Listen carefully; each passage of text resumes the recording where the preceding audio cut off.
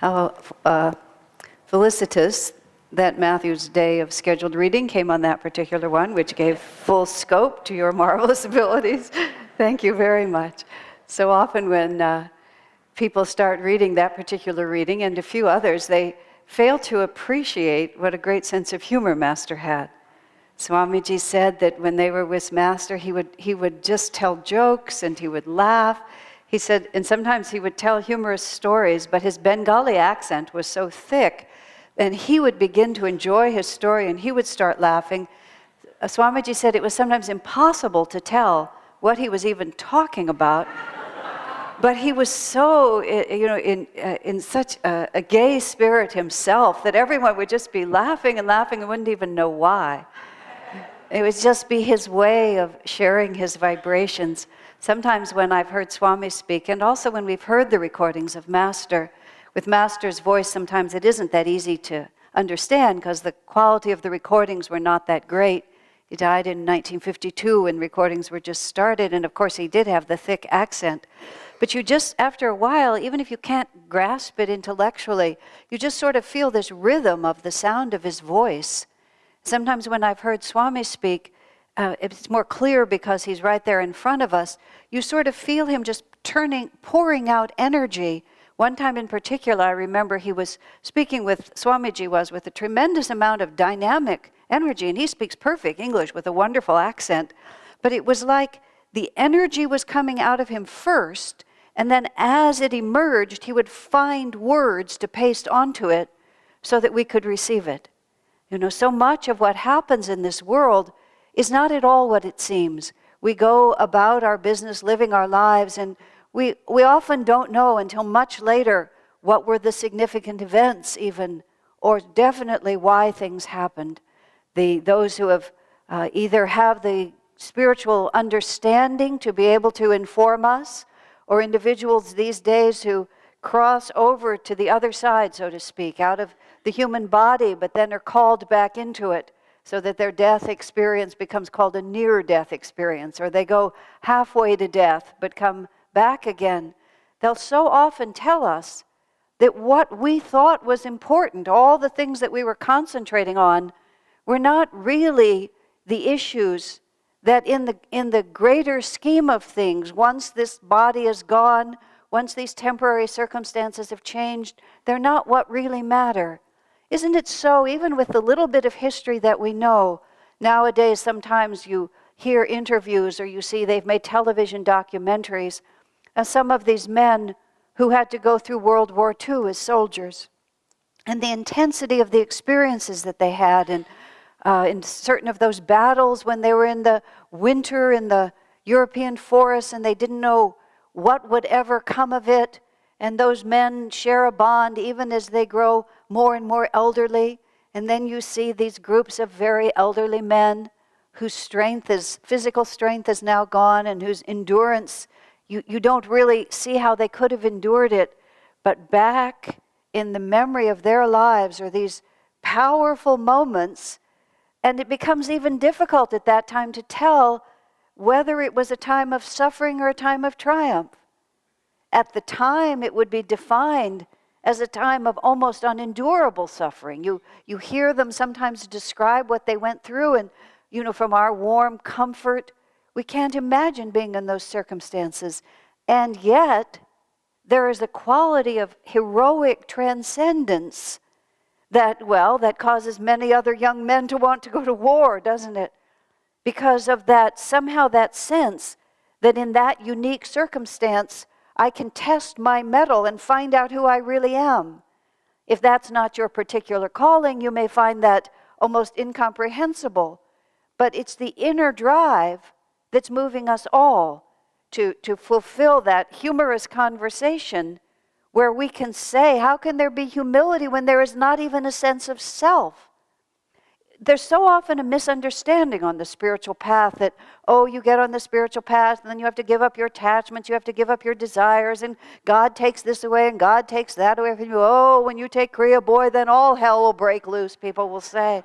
No wonder you're having so much trouble. You just became a disciple. Whenever I hear people say things like that, I want to slam a hand over their mouth, don't ever equate in your mind your spiritual progress with suffering. Whereas in the past, we say every week, suffering and sorrow was the thought form that, oh, Jesus died on the cross and he suffered so much, and so in order for us to be liberated, we have to suffer like Jesus, and this whole thought gets going. And we're very much caught in that thought. Somehow the human mind gets attracted to that. But what the masters really show us again and again is that when we test our mettle against the most trying circumstances, what we discover is this invincible power of spirit within us. Master said God does not test us in order to torture us or to show us our weakness. He tests us so that we can prove to ourselves that we have the invincible power of spirit within us.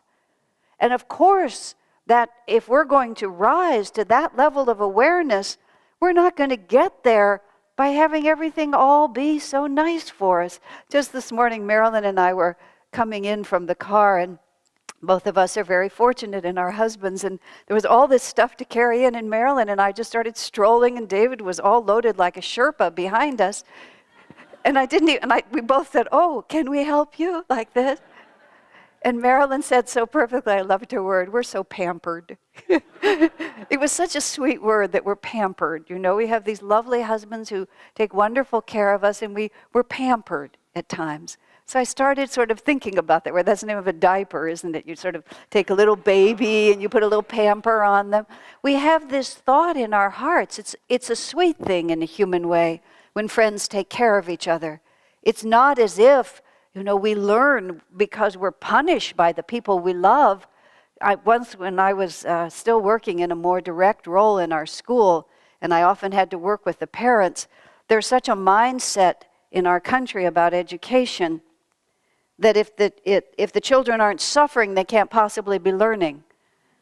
And so our school has the motto of where joy and learning come together. And I would often have parents begrudgingly say, well, they can enjoy themselves to the second or third grade, or, that's all right. But essentially what one parent articulated to me, if they're not miserable by the fourth grade, how can they be learning anything? And I said, well, by that philosophy, you should make their childhood as miserable as possible. Don't you think so? Do you do anything to try to make your children feel that they're loved and that they have personal power and they can accomplish? This is what God is trying to teach us. Misery is our choice because we have all these different ideas. Yes, it's true. We do have attachments. We have this picture of how we really want it to go. These are the things I want to work on. I want to work on decorating a house, sir. I don't really want to work on having cancer in my body. I want to work in being really creative and having work that I love and harmonious people around me. I don't want to learn to love this really unpleasant person over here. But if we're pampered in the wrong sense by God, in other words, if he's always encouraging our weaknesses and never asking us for our strengths, never asking us to build up more than we are, what will we have at the end? Now, it's not to say that it's always an easy or a pleasant prospect. There's a peculiarity about the spiritual life that is what we have to really deeply grasp. When I first came to Ananda Village in 1971, my first Christmas was in 1971, and it really was, in fact, my first Christmas, because I was raised in a Jewish household, not a deeply religious one, but religious enough that we didn't have Christmas. And so I was at Ananda Village, and I'd never really heard Christmas carols. I'd never had any Christmas traditions. And when I came to Ananda Village, I felt so thrilled to be with Swami Kriyananda, my teacher, to have found my guru in Yogananda, my spiritual home. I can't even begin to make how long the list was. To finally, at the age of 24, to feel that I had a grasp on what life was about, people who are going to teach me, people I could share that path with.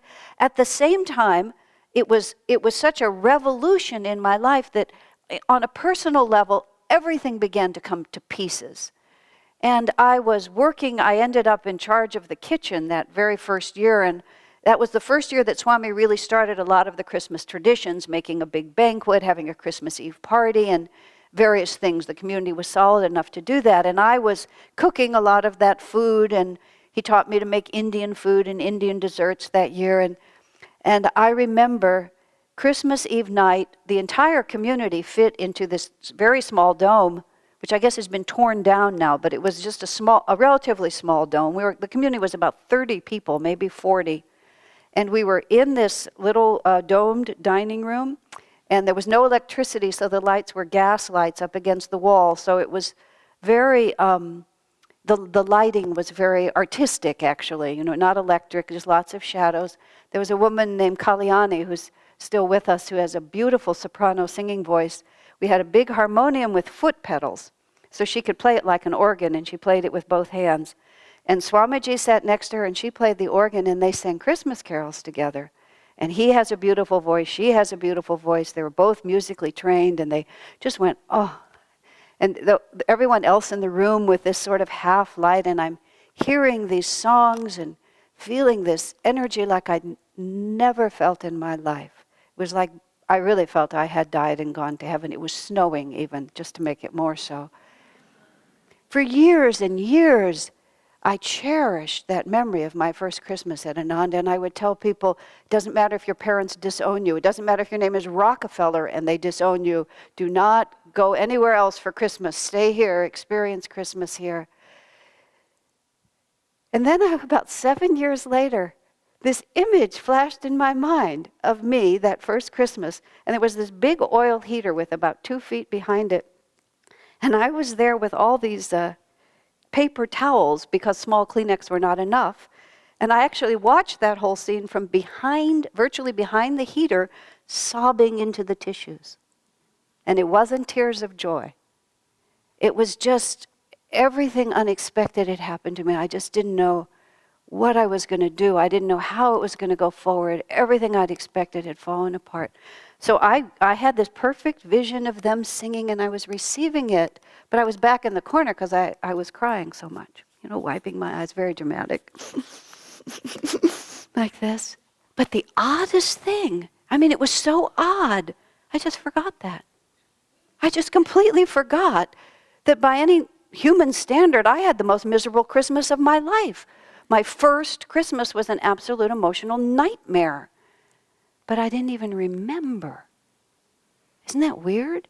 And that was when I began to realize, oh yes, the ego and the soul, they have two different realities, don't they? The ego kind of plays around and says, I want this is what I want. No, that's not what I want. This. Just like children. Have you ever seen children have their tantrums? They just have a tantrum like nothing is ever going to make them happy again. Then they're finished. And all of a sudden, it's just all over. For new parents, it's just such a freak out. They think this is the end, but it's just over. And then they just go on. They were just expressing some little passing emotion, but the deep reality of their nature. And this is how God is playing with us. This is where sorrow becomes a choice. And it's not realistic to say that we never have an opinion and that we're never sad. If we're ever going to suggest that, that's not a very wholesome way to think. Sometimes there is no other response except to just throw yourself on the ground and cry your eyes out. But Swami himself said, most interestingly, when he was 36 years old, he had been a disciple of Master for a little over 14 years. And he was totally dedicated. His life was 100% dedicated to being a monk, to serving as guru. And it was all in the context of Self-Realization Fellowship, which was all there was then, which was the church organization that Yogananda had founded, the ashram where Swamiji met him. That had been his life. And then by these magnificent karmic circumstances, which God is always sort of making this incredible chart up in heaven about how interesting he can make things. Oh, look, someone down there. Oh, I have a really big surprise for him. So God dropped one of these surprises on Swamiji, and instead of continuing his life in SRF, he was thrown out. 36 years old, he had one focus in life. He found himself penniless and friendless. The only people he knew in the world at that point were his fellow SRFers, and he was forbidden to relate to any of them. He's back at home living with his parents, back in his parents' bedroom without anything in his life. And he said literally, he felt so confused. It wasn't just the complete disruption. It was just the complete confusion of why such an unexpected thing would happen to him. And he said he spent hours, as he put it, lying on his back in bed, looking at the ceiling, and then sometimes he said praying to die. Just like, it's over, what should I do? I mean, now, look at all of this. You're sitting, some of you are new here, but everything that we're experiencing is because of Swami Kriyananda, because he didn't die on that bed and God didn't let him die. And he was just so miserable. He'd been betrayed by all his friends. He just didn't know what to do. And then he said the oddest thing. First he was, gradually he got back into public work, and he was sort of forced by instruments of the divine, first to start to go out and give a few concerts and sing. And he was still in the state of inwardly this absolute misery. And he would go and sing, and people would say, "Oh, when you sing, we feel such joy." And Swami would say to himself, "Joy?" Like that would be the absolute last thing he would expect to feel. Except, he said, when he thought about it, he realized that on the surface was all that misery, but underneath it, he said, on a much deeper level, there was still that interconnectedness with that divine joy. That inner knowledge that bliss is our true nature. And even more profoundly, that God is with us in the form of the masters and the angels and the gurus, and they are watching over us. And no matter how miserable we feel, no matter how rebellious, no matter how annoyed, sometimes it's just annoying, isn't it? It's just annoying. Why does it have to be like this? Why can't they be nice to me? Why doesn't this body work properly? You know, why don't I have more money? This is such a drag. But you know, underneath it, there's, if we're sensitive and if we're honest and if we're open to it, there's this feeling of I'm exactly where I should be, doing exactly what I should be doing, and I'm not alone. You know, there's a tremendous power in the way some people have interpreted the teachings of the Bible. I mean, naturally, we're more liberal-minded than what you might call some of the literalists as they characterize themselves about the teachings of Jesus. But there's one aspect of that teaching which is really a model that all of us should follow. Jesus was born, he incarnated, he died on the cross to save me. There was a woman I saw, she was a waitress in a just a cafe somewhere, and it was a very warm climate, and she had on a blouse that it revealed most of her back, and she had this huge tattoo across her back. And I could never quite read it because the letters were a little Gothic, sort of. And then I saw her intensely reading the Bible during her break, and I realized what it said across her back was, redeemed. Isn't that something? And on one hand, it was not attractive inherently. But on the other hand, I thought, boy, isn't that magnificent? Just tattoo it right across your back. Actually, I tattoo it right across the front, or maybe on my hands. You know, so that every time I looked, I just looked at my hands, it says redeemed. There's an incredible statement in the Bible, one of my favorites, where Jesus says to his disciples, well, guys, I'm speaking in a more relaxed way than he would have probably. But he's looking at his disciples and he's saying to them, I want to warn you. Don't think this is just going to be like a coast in the park, a stroll in the park. Don't think about it that way. He said, because you are my disciples, the world is going to persecute you. In fact, he said, the world is going to hate you. But then he says, but be of good cheer, I have conquered the world. I just love that. And he didn't mean necessarily, although it did turn out to be literally true, that because they were following Jesus, there were those who turned against them specifically. But what he was really saying much more deeply was, you have put your feet on the path of ever-expanding awareness. You have recognized that the goal of life is self-realization. Jesus speaking himself, saying, you will become what I am. You will overcome every fear, every limitation, every misunderstanding, every misperception of the experience of life as suffering. You will experience infinite bliss, perfect power, the invincible power of spirit within you. And that's naturally going to take a little effort, you know? And sometimes effort is, you're pushing against resistance, aren't you? We're pushing against the resistance of a world that is going in a completely other direction. This is a very materialistic, very restless planet. It's getting better, that's the good news. But the backdrop against which we are acting out our personal spiritual drama is not a world in which they're all helping us, is it? This world is inhabited by demonic spirits. There are things happening on this world that you can't even, on this globe that you can't even think about. Literally, you just can't put your mind there. You can't understand it. And there's just unkindness everywhere. One of the oddest experiences I had once, and it just hurt my heart so out of proportion, but I realized I was just in the presence of evil. I was trying to make a turn.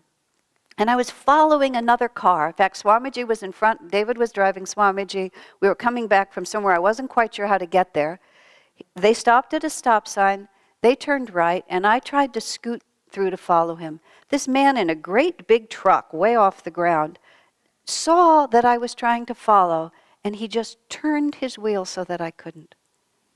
It meant absolutely nothing to him. He wasn't even going my direction. He just turned his wheel so that I couldn't get through. And then he sort of looked at me like that. I burst into tears. It wasn't only that, Swami and my husband were driving away and I didn't know if I'd find them again, which was enough to make me cry. But it was just much more. It was like this man wanted to hurt me. Fortunately, all he could do was just turn the wheel of his car. He didn't pull a gun out of his, whatever it is, and shoot me like this, which I think he would have if it had been socially possible for him to do that. For no reason. But that's the truth of it. I'm not trying to say that so that everybody will feel terrible when you walk out of here, because I know there's many examples of great beauty. But the fact of the matter is, once we decide to overcome within ourselves all the darkness that there is within us, it has to start manifesting in front of us. We have to see cruelty and be able to give back love. We have to be mistreated and give back forgiveness. We have to feel pain and not become discouraged. All of these things have to happen for one reason and one reason only, so we ourselves will understand the power that is in us. Jesus said, "That which I do, ye shall do, in greater things." And then Jesus says, "But be of good cheer. I have conquered the world." And those masters who come to us are utterly and absolutely committed to us.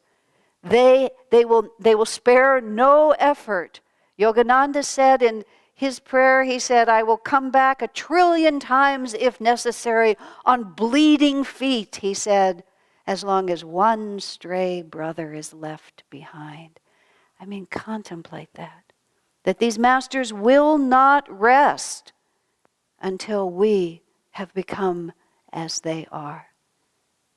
Now, when you compare that against, an incarnation of this little problem, a little lack of money, maybe not a job, have to give up my nice house, live in a smaller room, against that promise, don't you want to write on your hands, redeemed, saved by the light? Nothing less than that. That's our destiny. So yes, on the surface, the waves go like this, but underneath it, in that deep ocean of spirit, nothing but joy.